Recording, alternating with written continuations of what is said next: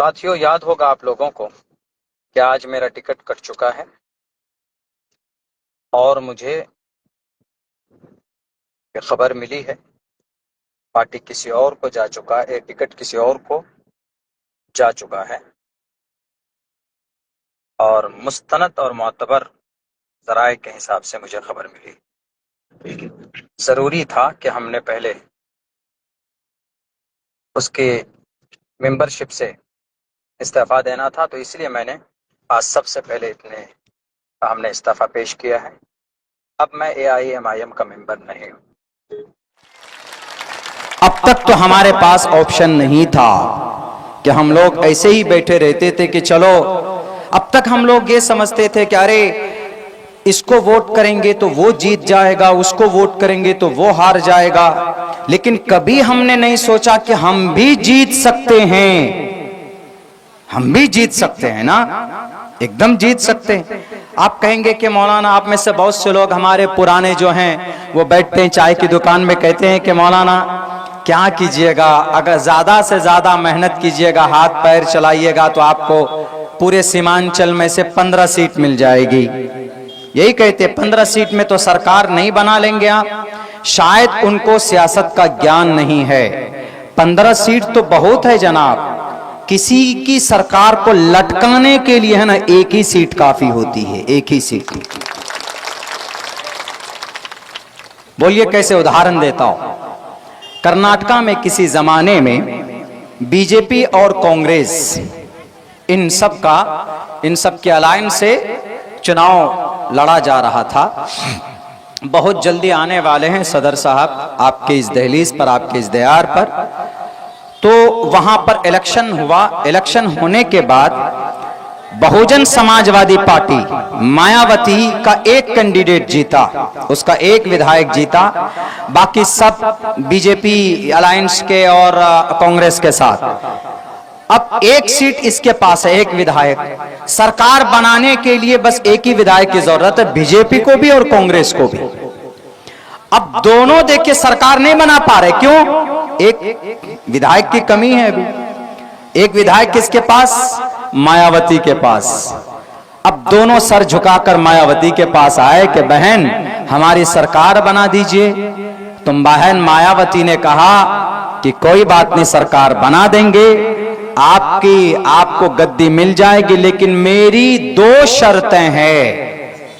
देखिए शर्तें रख रही है सरकार बनाने के लिए, 2 नहीं 3 शर्तें मानने के लिए तैयार है। मोहतरमा आप हमें सिर्फ सपोर्ट कर दीजिए। क्या क्या शर्तें हैं? का सबसे पहली शर्त तो यह है कि जितने भी हमारे मायावती जी चमार बिरादरी से आते, चमार बिरादरी को नापाक समझा जाता है, नापाक छूत मानते हैं, अछूत मानते, शूद्र मानते, शूद्र यानी नापाक, अनटचेबल, उसको टच नहीं कर सकते, अगर टच करेंगे तो नापाक हो जाएंगे, ब्राह्मणों का मानना। हालांकि वेदों में ऐसा कुछ नहीं है। वेदों के अंदर तो यह कहा गया कि सारे एक ही परमात्मा की औलाद है, सब एक है। कोई अगर नापाक होता है तो अपने अमल से नापाक होता है। कोई आदमी फिजिकली बॉडी किसी की नापाक पैदा नहीं की जाती, बल्कि अब उसका अमल बेकार होता, अमल गंदा होता। मिसाल के तौर पर हमारे यहाँ कोई बहुत बड़ी नस्ब का सैयद है, लेकिन क्या सैयद की वजह से वो जन्नत चला जाएगा? नहीं, बल्कि उसका अमल भी टटोला जाएगा। सैयद है नाम का, लेकिन अमल गंदा है, शराब पीता है, जिना करता है, तो अमल नापाक है। ये चीज हिंदू धर्म में भी ऐसा ही है, बैरक है। तो उन्होंने कहा पहली शर्त तो यह है कि जितने भी चमार बिरादरी के ऊपर केसेस हैं पूरे सूबे कर्नाटका में, उनको खत्म करना पड़ेगा। का डन, मानने के लिए तैयार। कहा कि जो सबसे बड़ी मिनिस्ट्री होगी वो मिनिस्ट्री देना पड़ेगा मेरे विधायक जी को। ये 2 बातें मानने के लिए तैयार। अगर नहीं मानोगे तो हम समर्थन नहीं करेंगे, तुम्हारे अपोजिशन को समर्थन कर देंगे। अब देखिए उनको झक मार कर मानना पड़ा, उनकी समर्थन, उनकी शर्तें माननी पड़ी। एक सीट लेकर मायावती अपने चमार बिरादरी की तकदीर बदल सकती है। तो ऐसी सीमांचल वालों, अगर तुम्हारी 15 सीट आ गई तो आप क्या तेजस्वी को नहीं लटका सकते? पटना में लटका सकते हैं। सीमांचल के लिए जो धारा 371 और 74 के तहत 32,000 करोड़ का पैकेज जो लेकर बैठा हुआ है, हमारा सीमांचल गरीब है, सैलाब की वजह से हमारा सीमांचल बदहाल है, एक्सपोर्ट इंपोर्ट नहीं होता है, फैक्ट्रियां नहीं है। अगर इस धारा के तहत अगर आपका विधायक होगा तो वहां पटना के अंदर बैठकर उनके हलक से निकालकर आपका हक आप तक पहुंचाएगा। अभी अख्तरुल ईमान तने तनहा है, इन्होंने 800 साढ़े 800 करोड़ रुपए का काम किया है। अगर ये 5 लोग होते तो तेजस्वी की नींद हराम करते और नीतीश कुमार की भी नींद हराम करते। तो इसीलिए सरकार बनाने के लिए 75 सीट 100 सीट की जरूरत ही नहीं है। अरे आप 15 सीट 10 सीट लेकर अपना हक ले सकते हैं। अगर आप 10-15 इतनी मार्जिन से सरकार अटक जाती ना, तेजस्वी किस लिए रुका? 12 या 13 सीट चाहिए उसको। लेकिन अगर 12 सीट हमारे पास होती तो तेजस्वी आता कि अख्तरुल ईमान साहब, बैरिस्टर साहब, जरा हमें सपोर्ट कर दीजिए। तो हम कहते कि ठीक, हम तैयार हैं, लेकिन सीमांचल का जो इंसाफ बनता वो दीजिए, है कि नहीं? जब सियासी ताकत आपके पास नहीं होगी तो आप कुछ नहीं ले पाएंगे, कुछ नहीं। और हम लोग यहां पता नहीं, अरे सेक्युलर पार्टी फला, सेक्युलर पार्टी फला, कोई सेक्युलर नहीं है, सब धोखेबाज। इंडिया महागठबंधन सेक्युलर है। हम लोग बीजेपी को क्यों बुरा मानते कि वो मुसलमानों को नहीं लेते अपने साथ? इसलिए बुरा मानते, मुसलमानों के धार्मिक जगहों को तोड़ते हैं, मुसलमानों की मॉब लिंचिंग करते हैं, इसीलिए मानते हैं। लेकिन एक बात बताऊं आपको, इंडिया महागठबंधन भी मुसलमानों की पार्टी को नहीं लेना चाहती है, तो बीजेपी में और इंडिया महागठबंधन में कोई फर्क नहीं। हमारे लिए दोनों एक ही थैली के तरह, एक ही सिक्के के दो पहलू। हम तो उनको अपना वफादार मानेंगे जो हमारे साथ हमारे मसाइल का हल करेगा।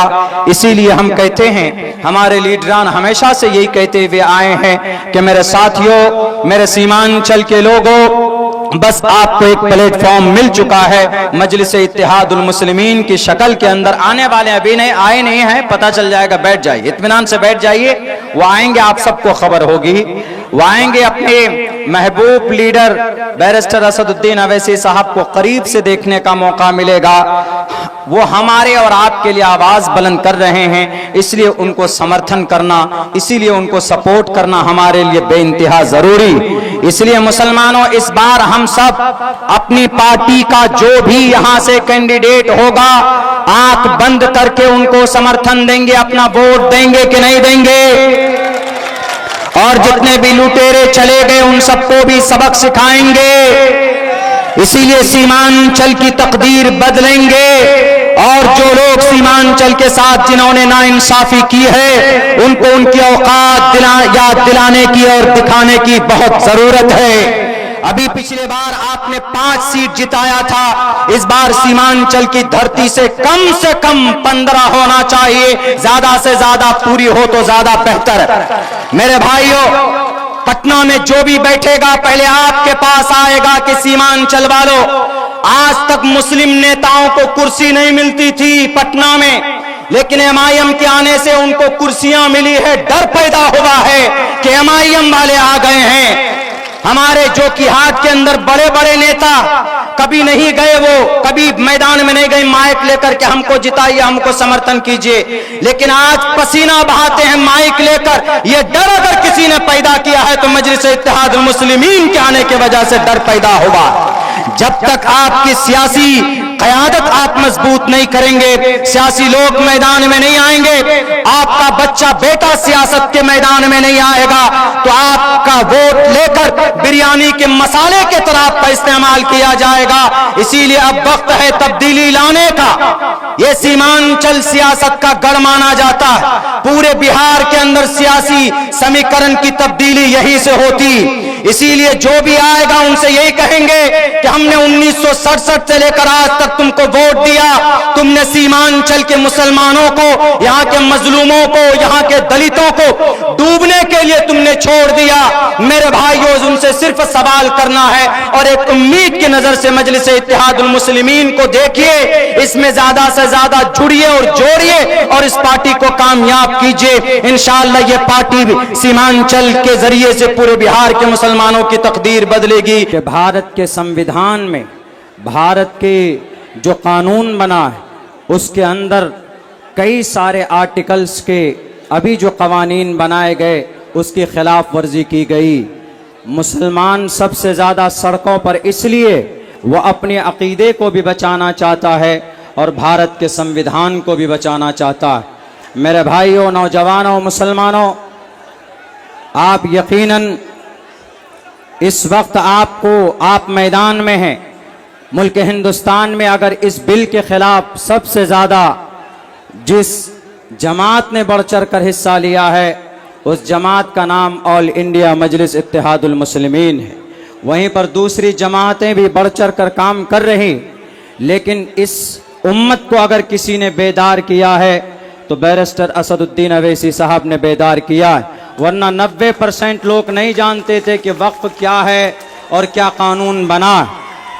मेरे भाइयों, मेरे नौजवानों, आप इस वक्त जो सड़कों पर हैं ये सिर्फ शरीयत को बचाने के लिए नहीं, बल्कि भारत के आर्टिकल में दफा नंबर 14 है जिसमें कहा गया इक्वालिटी बिफोर लॉ और the equal protection of the loss with in the territory of India. आप इसकी हिफाजत के लिए भी मैदान में हैं। आर्टिकल नंबर 25 आप उसकी हिफाजत के लिए भी मैदान में हैं। Article number 15 prohibition of discrimination on grounds of religion. इस जमीन पर सबसे बड़ा अगर धर्म मुल्क हिंदुस्तान में कोई धर्म है तो वह भारत का संविधान, भारत का धर्म है। इसीलिए कुर्सी पर बैठने वाले प्राइम मिनिस्टर साहब से कहना चाहते कि आप धर्म के नाम पर कोई कानून बनाएंगे, आप अगर जात के नाम पर कोई कानून बनाएंगे तो भारत का संविधान उसकी परमिशन आपको नहीं देता है। इसलिए कि आर्टिकल नंबर 15 में लिखा है prohibition of discrimination on grounds of religion. टोपी और दाढ़ी देखकर कोई कानून नहीं बनेगा। ये देश चलेगा तो भारत के संविधान से चलेगा जो इस देश का कानून है, इस देश का धर्म है। और आप अगर ये समझते हो कि भाई ये बुज़दिल कौम है, ये कुछ करना नहीं जानती है, तो सुन लीजिए। 2 मिनट में अपनी बात पूरी करता हूं। इस मट्टी को बचाने के लिए सबसे पहले मैदान में 1755 के अंदर अगर कोई था तो यही कौम अली वर्दी खान था। अगर इस देश की मट्टी को बचाने के लिए 1799 में अगर कोई अंग्रेज के सामने खड़ा था तो वो शेर मैसूर टीपू सुल्तान था। 1831 में सर पे कफन बांधकर अगर इस मट्टी को बचाने के लिए कोई मैदान में थे तो इसी कौम के लोग सैयद अहमद शहीद बरेलवी थे 1757 के अंदर। और जनाब 1919 में जलियांवाला बाग में हमारे लोगों ने कुर्बानी दी। उस वक्त इसी कौम ने देश को आजाद किया था। अगर आप जैसे जालिमों से इस देश को आजाद कराने की जरूरत पड़ेगी तो यही कौम सर पर कफन बांधकर मैदान में निकलेंगे और देश को आजाद कराएंगे। बहुत बहुत शुक्रिया, जज़ाकल्लाह। 1 मिनट में एक मैसेज और देना चाहता हूं। दान का ताल्लुक इस्लाम से नहीं, हिंदू से भी। गीता में एक मंत्र है, दातव्यमिति यद्यानम दीयते नुपकारिणे देशे काले च पात्रे च तद्दानम सात्विकम स्मृतम, कि दान करो, दान कीजिए। और दूसरी चीज, गद्दी पर जो बैठा है उसके लिए एक पैगाम, यानी मिस्टर प्राइम मिनिस्टर साहब के लिए वो लिखा हुआ है कि जा नरपति पर जा दुखदाता, सो नर तुरंत नरकम हो जाता। अगर ऐसा कोई कानून लाते हैं जिससे लोगों को तकलीफ पहुंचे तो उस तकलीफ की वजह से फौरन आप नर्क में जाएंगे। आप कुर्सी से उठेंगे, आपकी मौत होगी, आप नर्क में जाएंगे। ये भी आपके लिए इबरत है। मिस्टर प्राइम मिनिस्टर साहब, यह आपके ग्रंथ में है, याद रखिएगा। गद्दी पर बैठे हैं, सबको लेकर चलिए तो इंशाअल्लाह इस देश का भला होगा।